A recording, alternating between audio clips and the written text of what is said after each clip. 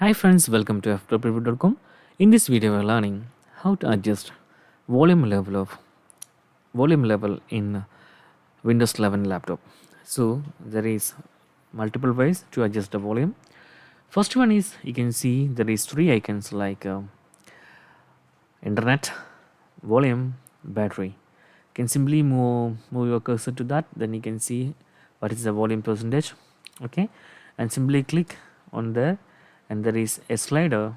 You can simply slide this one like this to adjust this volume. So that's the first one. And second one, you can use your keyboard combinations. I'm using Dell Precision's 7740, and there is a shortcut that use function key and F2 for volume down, F3 for volume up, and F1 for mute. So that's different with different computers and different key combinations.